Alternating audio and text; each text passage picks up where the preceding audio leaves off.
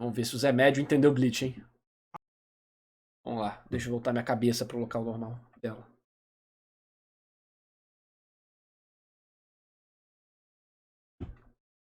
A nova lei do canal vocês já conhecem. Começou o mês, tem vídeo de Bleach. Não tem erro. Hoje então é dia de comentar esse arco, que era o mais intrigante pra mim há muito tempo. Ao longo desses meses comentando o mangá do Tite Kubo, muitas foram as opiniões que li acerca do arco dos Fullbringers. E não apenas muitas, como divisivas opiniões. Zé Médio é diziam gente que era o boa. melhor ou um dos melhores arcos da obra, outros tantos alegavam que é uma saga péssima, outros ainda a classificavam como mediana. E ainda tinha aqueles Vamos ver se ele copiou meu vídeo, hein? Meu vídeo tá pronto.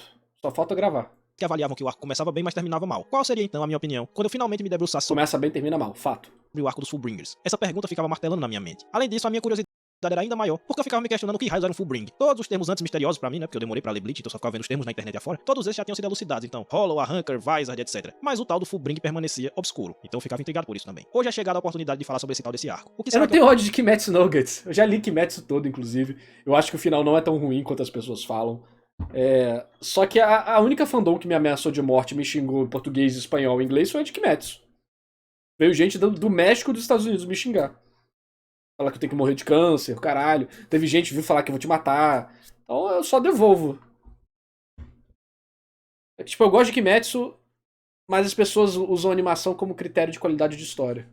que eu achei afinal de contas? Nessa introdução aqui, direi apenas o seguinte: a saga dos Fullbringers finalmente abriu meus olhos com relação a Bleach. Depois de ler quase 500 capítulos dessa obra, eu consegui O cara pegou uma imagem fake da internet. Que porra é essa da máscara do Ichigo aí? compreender lá afinal. Não me esculache, demorou tanto assim porque eu sou burro mesmo. Mas vai lá, vai. Pegue leve comigo. Antes de adentrarmos na análise propriamente dita, vocês já sabem. Agora é a hora na qual eu peço um maroto like no nosso sistema de confiança. Você já me fortalece logo no início do vídeo e eu prometo que vou fazer valer a pena. Já dá o joinha aí, se inscreve no canal se ainda não tiver inscrito e ativa o sino pra receber vídeos toda segunda sobre anime e mangá. De vez em quando sobra até um videozinho na quinta também. Já faça agora pra não esquecer depois e me deixar na mão. Aliás, tem mais um rápido aviso. Inclusive eu defendo o Kimetsu de muita gente. Tipo, nos meus vídeos recentes eu falo bem na moral de Kimetsu.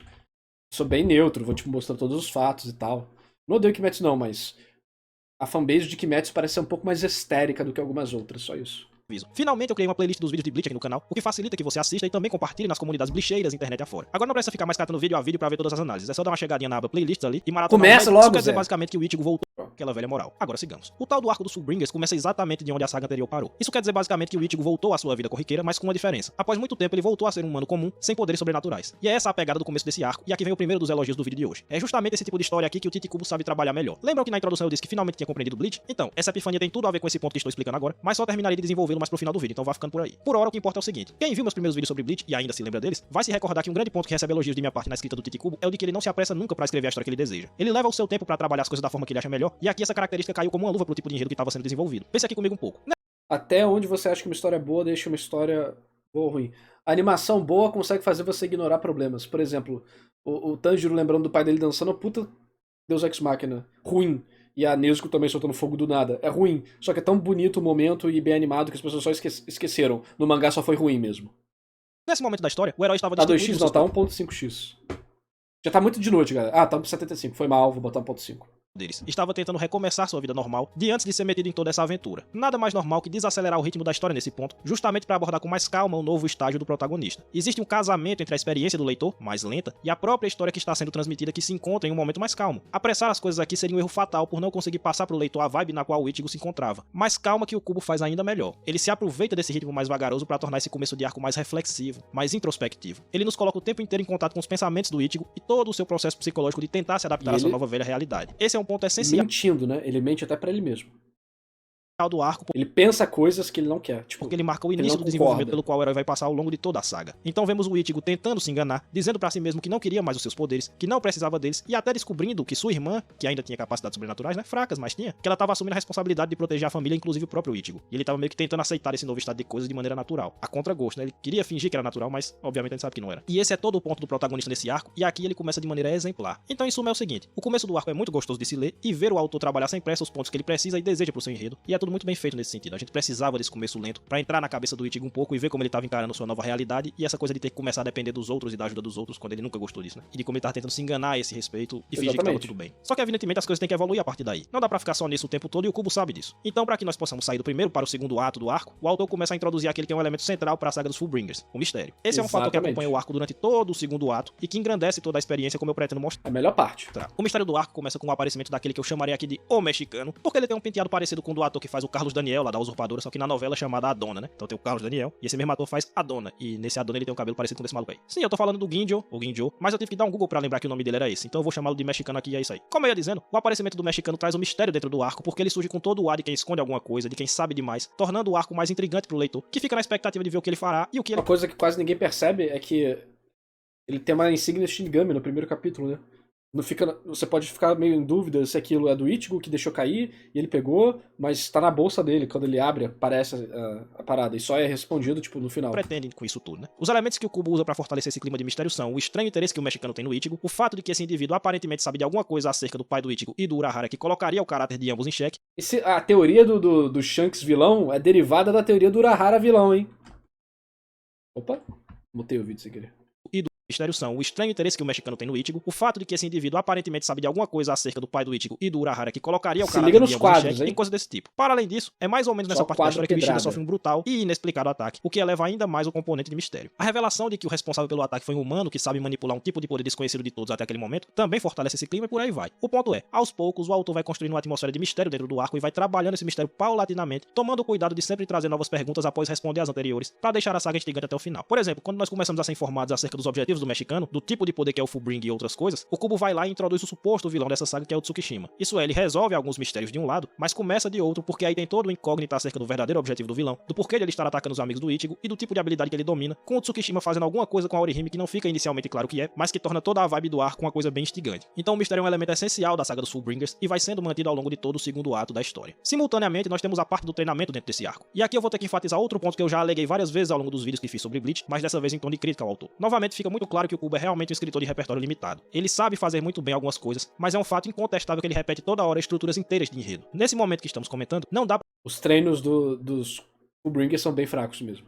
para não fazer paralelos óbvios entre o que acontece nessa parte do arco dos Fullbringers e o início do arco dos Arrankers. Novamente aqui nós temos um grupo misterioso de personagens que aparecem mostrando grande interesse no Ichigo, que aqui são os Fullbringers e lá eram os Wizards. Novamente aqui esse grupo de personagens... Ah tá, entendi. Eu acho que ele fala dos espadas, né, mas ok. O personagem termina treinando o herói pra fazê-lo evoluir ou reativar seus poderes, e até o treinamento se assemelha com o protagonista lutando com os personagens desse grupo de forma alternada dentro de um ambiente controlado e isolado do mundo externo. Enquanto tudo isso acontece, o vilão do arco faz seus movimentos. Aqui é o Tsukishima e lá eram os Arrankers liderados pelo Aizen. Então é nítido que toda essa fatia da história é muito semelhante ao que vimos anteriormente na série, e boa parte do que vimos no arco dos Arrankers já tinha sido abordado em momentos anteriores de Bleach, ou seja, lá já era repetido e aqui é repetido de novo. Não dá pra não perceber. Só tem esse tipo de treinamento acontece só 2 vezes, né? O Kurahara não foi.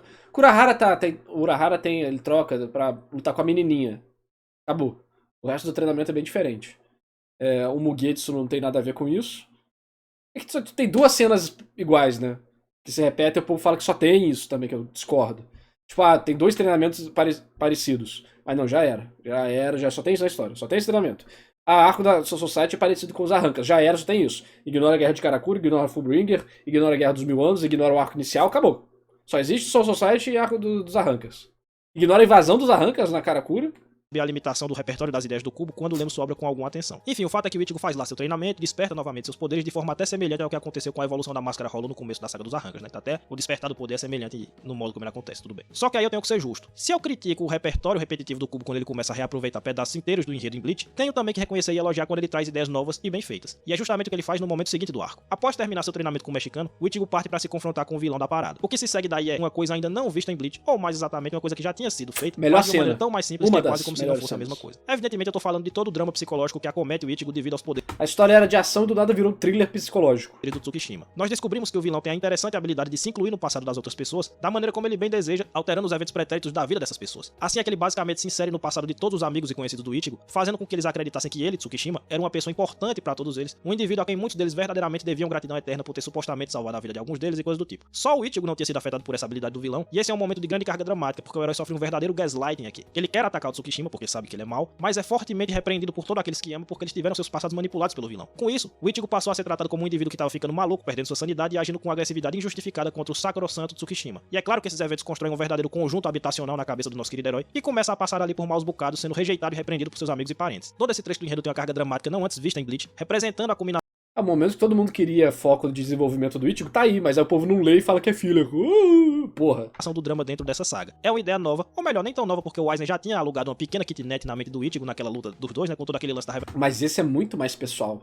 revelação do passado e tal. Mas aqui isso é elevado à enésima potência, a ponto de virar uma coisa completamente diferente. É todo um trecho, um segmento da história, no qual o Ichigo tá perturbado, no qual o Ichigo está balançado pelos feitos do vilão, né? Aqui o Tsukishima construiu uma Koabe na cabeça do Ichigo, e o herói quase chegou ao ponto de perder a vontade de combater. Por pouco não perder a capacidade de reagir diante das capirotagens do suposto e do verdadeiro vilão do arco. É um momento tenso, aflitivo e de um impacto desconhecido ainda dentro do mangá. E também serve para que nós possamos elogiar aqui a estrutura geral desse arco. Vejamos aqui. Como nós dissemos lá no início, a saga começa lenta, introspectiva, reflexiva, porque era esse o estado do protagonista naquele momento. O começo é lento porque era a hora de sorver a nova realidade do Ichigo, de acompanhá-lo de perto em sua intimidade, para entendermos bem como ele estava se adaptando à sua volta à normalidade, como isso estava sendo digerido por ele e tal. Aí aos poucos o cubo vai movendo o seu enredo, introduzindo aos poucos os elementos de mistério na história. É o aparecimento do mexicano ali, depois o mexicano fala alguma coisa intrigante que deixa o Ichigo de cara. Eu tô me confundindo com... Quando eu falo mexicano, eu penso no Shed, pô. O Ishida tomou uma pauleira e a partir daí a saga acelera, mantendo sempre o clima de mistério, respondendo a algumas dúvidas e levantando tantas outras. E aí nós temos a parte do treinamento que permitirá ao Ichigo retomar seus poderes e combater o vilão, que a essa altura já tinha começado. Não, aí já tem... Mostra que é a Orihime que o Ichigo tem sentimento, pô.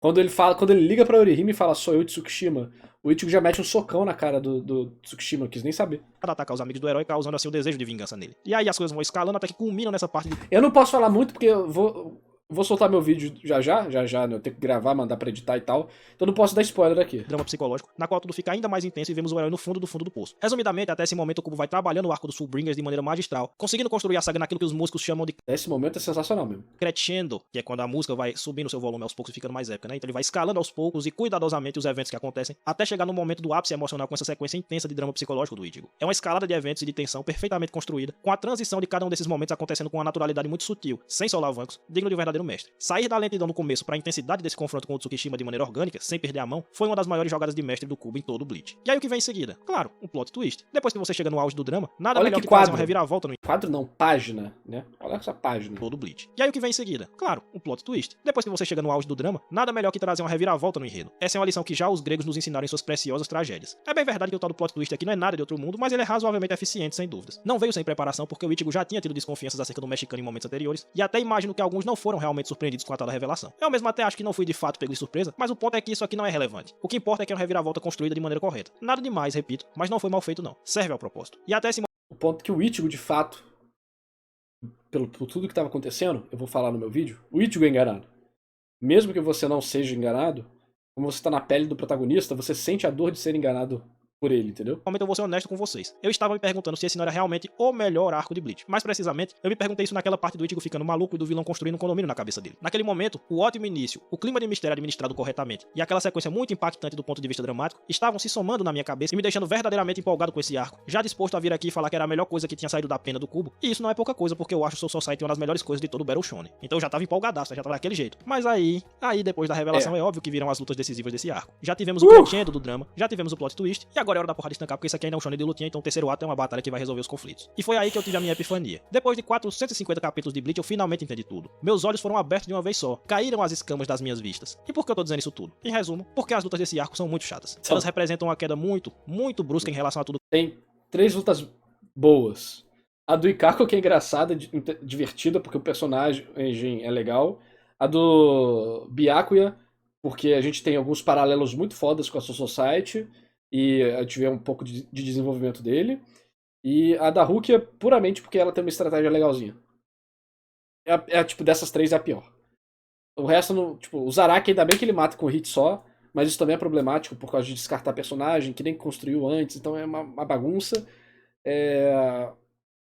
O do Hitsugaya nem se fala também, então... do que estava sendo trabalhado e mostrado anteriormente. E aí, qual é a epifania, então? O que é que tem a ver isso que eu falei com a epifania? O que foi que eu entendi? Ichigo e Ginjo é ok. É uma luta ok. Mas no mangá, ela não tem peso dramático, tá? No mangá, a conclusão dela é bem fraca. Tipo, você não entende nada do porquê o Ginjo tá fazendo o que tá fazendo. E finalmente. Novamente, eu vou fazer menção a vídeos anteriores dessa série sobre Bleach. Como eu tava cansado, ele já tava contando um estourado aí, pô. Vocês certamente me ouviram falar muitas vezes em vídeos passados, e às vezes até de forma elogiosa, que o ponto forte da escrita do Kubo eram as lutas, que ele deveria realmente focar nas batalhas porque era isso que Bleach tinha de melhor e outras coisas desse tipo. Hoje eu finalmente percebi que é exatamente o oposto. Na verdade, o Kubo é muito, muito bom em escrever histórias intimistas, de ritmo lento, porque quando faz... Bleach é a história do Ichigo. É uma história que só anda quando o Ichigo tá em cena. E tudo é uma representação do mundo interior do Ichigo. Essa guerra em Karakura não acontece nada até o Ichigo chegar. Então, todo o drama da história envolve ele, sem ele não anda. Só que ele fez coisas tão legais, conceitualmente, que o público quer ver esses outros personagens. É uma história que era para ser focada no drama interno pessoal de um personagem, virou uma quimera com 30 grupos irados que todo mundo quer ver um anime só deles.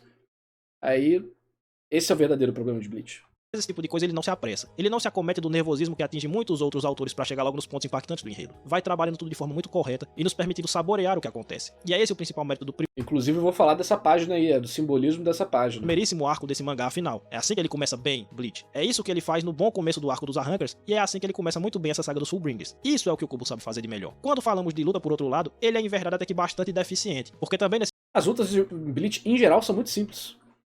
ponto falta repertório. Os combates de Bleach são muito, mas muito repetitivos. E aí agora nós chegamos no extremo de as lutas fazerem o arco piorar muito em relação ao que estava sendo construído. Ou seja, ao invés de elas servirem como uma culminação da saga como deveria ser, Mas a arte é pica, tá? Olha lá. elas fazem é broxar o cara, falhando em apresentar ideias novas ou até mesmo em agregar alguma coisa à experiência geral do arco. Então não é só que as lutas não são o ponto forte do Kubo. Nós chegamos no ponto da luta piorar o arco, da luta piorar a experiência, do arco As lutas finais desse arco estragaram o arco mesmo. estar melhor antes das lutas do que depois delas. Então, eu tive que rever meu posicionamento. O Kubo não é um mestre de escrever lutas e as lutas não são o ponto forte de Bleach. Não quer dizer que nenhuma delas preste, tem lutas muito boas no arco da Soul Society e tal, mas o ponto forte de Bleach não são as lutas de maneira nenhuma. Foi isso que eu aprendi. O problema aqui não é nem que as lutas sejam muito curtas, como chegaram a me dizer no O problema é o drama. As lutas boas de Bleach são aquelas que tem drama. A luta boa com o Kyoha não é porque a luta é irada. A luta com o Kyoha é boa porque a parte do coração é sensacional. Twitter, mas sim que elas são vazias mesmo, em termos de valores. Elas não têm coreografia, como geralmente não tem mesmo em Bleach. Não tem nada demais em termos de roteiro, como também costuma não ter nesse mangá. E aqui elas não têm nem o valor da surpresa, que eu disse que sustentou os combates da Guerra de Com outras coisas que fazem essas lutas serem piores. Karakura, por exemplo. Nós meio que já conhecíamos os poderes de todos os personagens envolvidos aqui, e francamente a evolução das técnicas dos Fullbringers eram todas meia boca, não conseguiram nem chegar perto de trazer valor real aos combates desse arco. Mas assim, as lutas boas de Bleach são aquelas que tem drama, tá? Em geral é sempre assim, mas em Bleach tem esse destaque mesmo, porque as lutas da Guerra de Karakura, dos 4 pilares, são uma puta que pariu, sabe? Então assim, Bleach tem muito problema com luta mesmo. Mas as lutas que ele faz direito, ele faz muito bem. E aí cria esse impacto pra gente. Isto é, o mal das lutas dessa saga aqui é que elas não fazem nada de forma realmente interessante. Também tematicamente não quer dizer muita coisa, como geralmente as lutas de Bleach também não querem dizer muita coisa, né? Então aqui elas são qualquer nota. Tanto Depende, calma lá, calma lá, calma lá. Calma lá, vamos com calma. faz elas estarem ali como não estarem. Ou melhor, isso que eu acabei de dizer não é exatamente preciso, porque as lutas do arco do Fullbring são deletérias pra experiência geral. E A luta com o Izuru é interessante.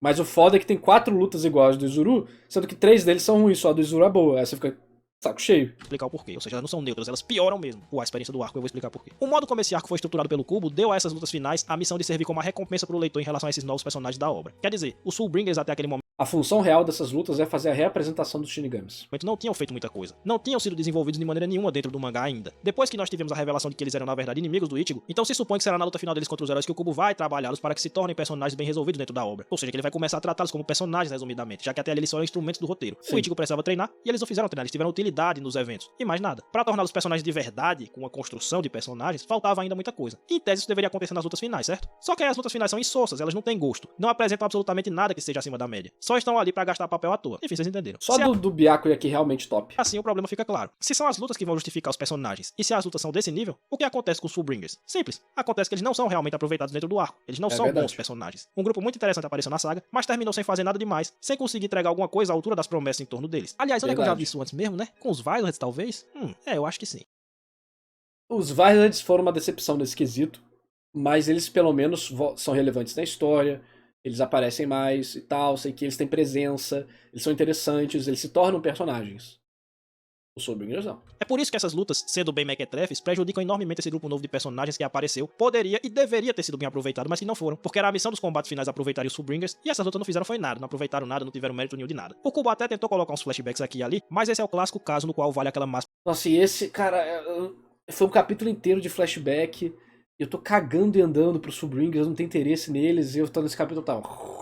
Sobre a qual já conversamos em vídeo anterior. Passado triste não é necessariamente desenvolver personagem. Naquela ocasião eu até defendi a importância dos flashbacks e citei exemplos nos quais o passado triste é sim um bom desenvolvimento, mas os Fullbringers são exemplos de passado triste que não serve pra nada. O autor deu ali uma página de passado pra cada um, na fútil tentativa de... A única mais ou menos competente é a Jack, né? A Jack é o nome dela.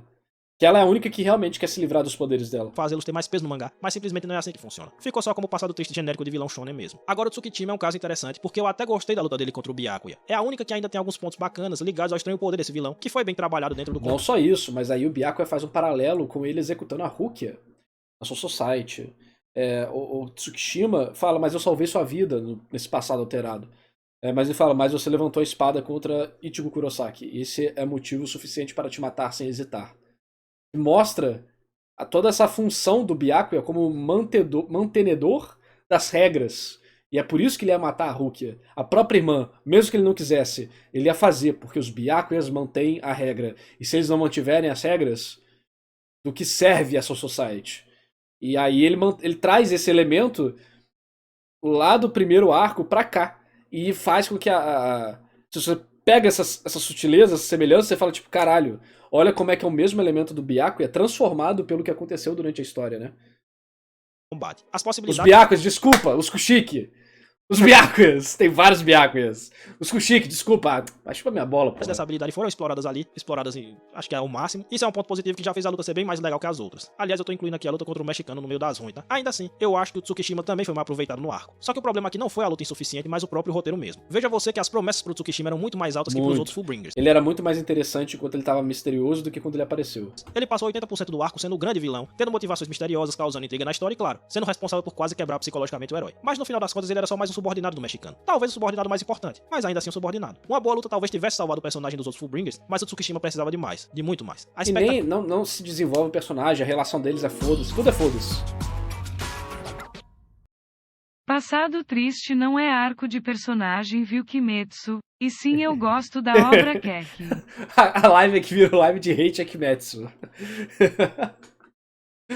Caralho, mas a Kimetsu faz exatamente isso, né?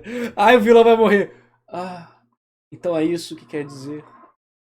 A família que eu tive, eu não pude perceber. É por isso que eu estou morrendo agora. Fechar a janela, rapidão.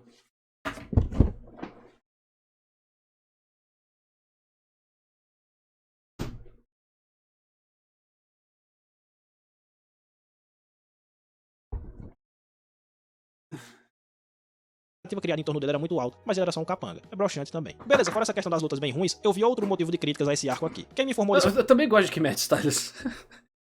Mas... É que...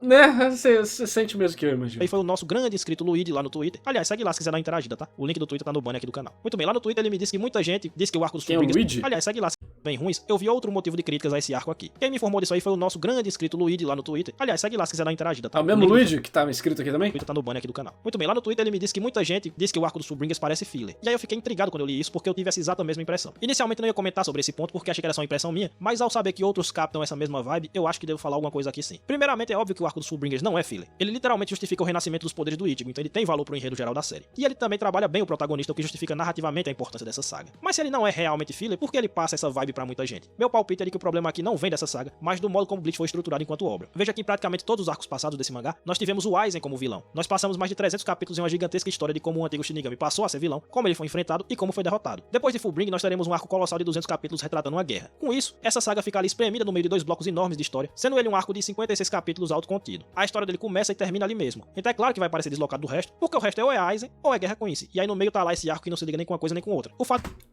Eu acho que o grande problema, além de ter essa parte de não ligar, é que ele não conseguiu marcar ali no final o drama real do Ichigo em relação ao Soul Society. Vou falar disso no meu vídeo. Do vilão ser extremamente forte também piora essa impressão, porque fica parecendo aqueles filmes de anime tipo One Piece, onde o roteirista inventa um vilão do nada e ele é forte igual os personagens mais poderosos do mangá. Fica deslocado porque é dessa vibe de um cara muito poderoso, mas que não faz parte daquele mundo. Como é que um cara é forte feito o Kaido e não causa impacto nenhum no universo de One Piece? Não causa nenhum impacto porque ele é filler, né? Porque ele não faz parte daquele mundo realmente. Isso reforça a vibe do isolamento, de uma coisa que foi criada a parte do mundo real daquela obra. É a mesma coisa aqui. Mas o Ginjo não é tão poderoso assim. O Ginjo fica poderoso porque ele rouba os poderes do Ichigo. Mas antes disso ele não era poderoso, nem Bankai ele tinha. A Bankai dele é copiada da Bankai do Ichigo. Com a influência do poder dele, né? Ele não era poderoso. Ele não era uma ameaça. Tanto é que nesse arco, o nível de periculosidade é mais baixo. que o mexicano ficou absurdamente forte, mas ali mesmo ele foi derrotado e ele não tem nenhuma ligação com o Aizen, não tem ligação com nada. Assim, com nada não, ele tem ligação com o esquema geral de Bleach, mas não tem ligação com o Aizen, tem ligação com a Guerra dos Queens. E ele é ao mesmo tempo muito forte, então fica parecendo uma coisa isolada aqui. Novamente, ele só ficou muito forte porque ele roubou os poderes do Ichigo. Criado só pra aquele arco ali. É como se esse arco fosse um filme do mangá, entre aspas, é claro, no meio do mangá. Ah, cria um carinha aí pra dar trabalho pros outros lutarem, mas que não é Aizen. Tanto é que todos os outros subordinados dele são solados. O Renji nem usa Bankai. O Renji nem usa a Zabimaru. O Renji nem bate na Jack. O Renji não bate na Jack e ganha. O Hitsugaya congela o pivete e fala, ô mano, para de encher o saco. O Zaraki ganha com um golpe. O Ikako que dá bobeira ali, mas também consegue conversar com o menino. Então, tipo, o Byakuya tem uma dificuldade, porque o Tsukishima é o único que tem um poder assustador, né? Vamos dizer assim. É isso, cara. A Rukia dá bobeira, mas depois vence. E não é o inominável lá, não é nada. Ele tá ali no meio, mas ele é muito forte porque o filme tem que se vender de alguma maneira, então tem que ter uma luta legal. É mesmo essa vibe que o arco passa. O resumo então é, o arco não é filler, mas ele passa essa impressão. A culpa disso, porém, não é do arco, mas da estrutura de Bleach como um todo, porque essa obra tem pouquíssimos arcos pra acho que pode ser, acho que é dos dois, no caso. Muitíssimos capítulos. Então nós estamos no 450 e tivemos 4, 5 arcos e quase todos eles ligados ao Aizen. Então, antes de encaminharmos pro final, tem duas coisas rápidas que eu quero dizer aqui. A primeira é que esse arco me passou uma vibe mais humorística que a média. Sim, eu sei que o Kubo coloca piadas ao longo de todo o mangá, mas aqui me pareceu que foi mais que o normal. Não é bom nem ruim isso, é só uma coisa que eu queria pontuar. Mas no início, né? E as únicas comédias que existem nesse arco é no início e nessa quebra aí. Então achei que foi até menos do que o normal. E o outro comentário que eu queria fazer, e aí sim é mais uma crítica, é que aqui nós temos outra reciclagem. E reciclagem de uma coisa que já era ruim na primeira vez que aconteceu, que são aquelas cenas péssimas de exposição na qual o vilão começa a revelar um monte de verdades, perguntando se o Ichigo nunca tinha parado pra pensar nessas coisas, se ele nunca tinha achado aquela distância, nunca tinha desconfiado, etc. Resumo, cenas iguais àquelas do Aizen, nas quais ele disse que já sabia de tudo. Eu até menciono que essa parte fica bem fraca, porque primeiro, o grande impacto psicológico que o Ichigo teve de revelações foi com o Aizen. Primeiro, né? E segundo, o momento dele... Aqui deveria ser o momento para ele fazer a decisão para direcionar o arco de personagem dele. O Ginjo representa o arco negativo e o Ichigo superar isso é o arco positivo. Porém, o ponto que ficou marcado na história como um momento de decisão é quando o Ichigo grita, né? Ah, perdi meus poderes, tá chorando, e a Rukia vai lá e mete a espada nele. E isso causou uma dissincronia em como você sente o impacto do arco. Então, não tem nenhum momento dramático dele chorando, não tem nem essa força, e também não tem a força do que o Aizen já falou. Então, você fica meio tipo, tá, foda-se, daí que isso é usado pra monitorar a gente. O drama do Ginjo não existe de verdade. Então, eu vou falar no vídeo. O que ia acontecer desde o dia que Noé construiu sua arca. Exposição ruim, em suma. É o jeito do Kubo de fazer retcon. Ele gosta de pegar elementos antigos da obra e ressignificá-los. Isso não é problemático por si só, mas o modo como ele faz isso é sempre muito desajeitado, porque ele sempre traz essas revelações nesse tipo de cena do vilão que sabe de tudo, que fica despejando essas coisas em discursos grandiloquentes. Que foi aquele negócio do distintivo, né? Tu recebeu aquele distintivo, você nunca... Porque ele queria recrutar o Ichigo de alguma forma ainda, né? Desconfiou dele, porque aquele distintivo tem outra coisa, tem outro significado, e você nunca parou pra pensar, e eu vou revelar. Tá bom, que é chato da porra. Enfim, o ponto mais interessante é que o arco ainda consegue de alguma forma terminar bem. Isso tudo acontece porque ao final nós temos a conclusão de todas as questões pelas quais o Ichigo passa ao longo de toda a saga. No fim, ele reconhece que estava sim abalado por ter perdido seus poderes, porque o que ele sempre quis foi ter habilidades pra ajudar as outras pessoas. Então ele realmente estava em auto-engano no começo do arco, quando ele estava querendo fingir que estava tudo bem, que ele estava aceitando bem ser protegido pelos outros e que ele estava bem ser impotente e não fazer nada por ninguém. Era um auto-engano, era uma maneira dele tentar seguir em frente, mas ele não estava feliz de verdade. Isso tudo tem a ver com o que foi mostrado ao longo de Bleach, aliás. O Ichigo é um personagem meio genericão, vamos falar a verdade aqui, mas se tem um tema que tá presente desde sempre pra ele, é o de como ele se coloca essa pressão de proteger todo mundo a qualquer custo. Algumas vezes até os amigos dele se sentiram menosprezados por conta disso, que ele sempre quer tomar a frente pra proteger os outros, e os outros ficam, pô, quer dizer que eu sou um encosto, eu sou um inútil, eu não sirvo pra nada. E outras vezes ele nem tinha como proteger a pessoa, mas... Porque eu não acho isso... O que quer dizer o personagem ser genérico? Eu acho que o Ichigo não é genérico. Só que o Ichigo... Ele traz alguns ícones ou signos padrão de shonen, cabelo estourado, né? Espetado, de cor intensa e delinquente. Mas ao mesmo tempo ele é um personagem muito mais deprimido e introspectivo do que todos os protagonistas shonen que você vai achar por aí. O Itadori é a versão genérica do Ichigo nesse sentido. É um garoto bonzinho, meio lelé da cuca, meio burrinho, mas gente boa, forte, dedicado. E que tem um drama que... eu fico muito triste. Não, o Ichigo é literalmente, cara, eu mereço morrer, eu quero morrer, eu não aguento mais essa minha vida, eu matei a minha mãe, pelo amor de Deus, alguém me mata, eu mereço morrer, eu vejo espírito, eu mereço morrer, só que não tá explícito isso. Mas é isso que ele tá falando. Então, eu não acho que o Ichigo seja genérico. Inclusive, eu acho que é um dos protagonistas shonen mais reais que existem dentro da psicologia dele, vamos dizer assim. Claro, isso é demonstrado de forma exagerada, mas o Ichigo ele não quer lutar. Eu acho que por isso que muita gente acaba se incomodando com ele. Ele não quer lutar. O Ichigo quer ficar na dele. Ele só luta pra proteger, e claro, ele gosta da luta. Mas ele não quer lutar de verdade. A luta que determina quem vive e quem morre. Ele não quer lutar isso. Ele quer lutar pra se soltar aquela adrenalina. É, inclusive um drama dele, né, em certo momento. Ele acha que ele só pode lutar, que ele vai virar um monstro, né, e tal, que é o arco dos Arrancas. É literalmente a descida dele pra se tornar um monstro. Que culmina nele sendo dominado pelo Hollow interno. Mas o Ichigo ele não quer luta. Ele quer viver em paz. Ele quer ter o poder e nunca usar. Então, o Ichigo ele é muito mais real, assim, do que muito protagonista shonen. Queria meter as caras lá pra ajudar mesmo assim. Então, se o Ichigo tem uma temática, é essa. E isso foi abordado no arco Fullbringer, o que é ótimo. E não só abordado como levado à frente, né? O momento de hesitação do personagem em relação a isso. O personagem... Pô, a cena do The Blade Smee começa nesse arco, pô. Perdendo seus poderes e não tendo como fazer isso que ele sempre quis fazer, que é proteger todo mundo, dar as caras pra ajudar todo mundo. Ele sem conseguir fazer isso e pior, tendo que ser protegido pelos outros. Então o arco do Fullbringer trouxe uma nova perspectiva sobre essa questão e ajudou a desenvolver o personagem. Além disso, tem aquela coisa do amadurecimento dele, depois de descobrir a verdade sobre o distintivo, de qual era a relação dele com o pessoal da Soul Society e tal. E mesmo depois de descobrir, ele fez a coisa certa, então ele evoluiu enquanto personagem, enfim. Em suma, o final do arco é bom porque a conclusão do trabalho feito em cima do Ichigo é eficiente. E o mesmo vale pro mexicano. A luta contra ele é uma bosta, mas nós ficamos sabendo dos motivos do vilão e os motivos fazem sentido. É um inimigo de motivação plausível e que termina de uma maneira até tocante depois de ver a reação do Ichigo ao descobrir a verdade, né? Então ele fez tudo aquilo que fez por conta das bobagens que a Soul Society andou fazendo, mas ele viu que o Ichigo reagiu de outra forma e isso ressoou com ele de uma maneira diferente. Tipo, uma coisa que eu vou falar no vídeo. Percebe como que o Ichigo tava querendo matar o Tsukishima e como... Ele não mostrou aqui a cena, né? Mas como o Ichigo tá quando ele mata o Ginjo. Ele mata o Ginjo, tá? Ele mata. Olha como o Ichigo ganha do Grinjal. Olha como o Ichigo ganha do Zaraki. Do Zaraki não. Do Aizen. Olha como o Ichigo ganha do Ukiyoha. Ele nunca tá feliz. É literalmente essa cara que ele faz quando ele ganha do Aizen. Cara de triste. Essa cara... Como que ele ganha do Grinjal? Ele segura a espada. Faz uma cara triste. E mete-lhe a facada na Pantera. Como que ele fica quando ele ganha do Ukiyoha? Desesperado, porque ele massacrou o Ukiyoha. Ele não queria isso. O Ichigo, ele não quer esse combate, essas lutas. Ele não quer nada disso. Ele não está feliz quando ele tem que fazer isso. Sim, o Ichigo mata o Ginjo. O Ginjo morre aí. Tá aqui, ó. Tá morto aqui, ó. Caído no chão, fudido. Ele tem até os últimos pensamentos dele. O povo vem puto, querendo matar ele. Depois que ele mata o Ginjo também, o Tsukishima aparece puto. Como assim? O Ichigo tá tendo uma cena bem ruim, na minha opinião, que ele quer arrancar o próprio braço e perna pra ficar equivalente ali ao Ukiyoha.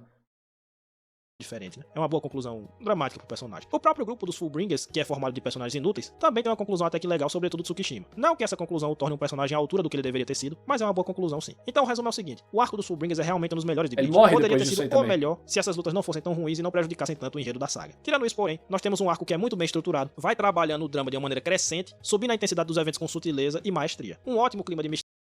Orihime não podia salvar o Ukiyoha naquela hora? Não sei. Mas porque ela iria querer salvar ele também. Ele perpassa os eventos do arco, e ele ainda consegue trabalhar o Ichigo de maneira bem eficiente, com um desenvolvimento que tem começo, meio e fim coerentes entre si, e coerentes com o que vinha sendo mostrado ao longo de todo o mangá. E ele ainda consegue terminar bem de uma maneira milagrosa depois do desastre que foi a sequência de lutas. Grande arco, muito bem escrito, com muito mais pontos positivos do que negativos, e muito bem executado pelo Mestre Kubo no geral. Por hoje é só. Concordo com o que eu falo. O povo tem uma janela de atenção desse tamanho, ele só consegue ver os últimos 5 segundos do arco. Tudo de incrível que vem antes, ignora. Ah, mas a luta foi ruim, então o arco é uma merda. Tipo, beleza, foi ruim, mas caralho, o drama do Ichigo ali no psicológico foi sensacional.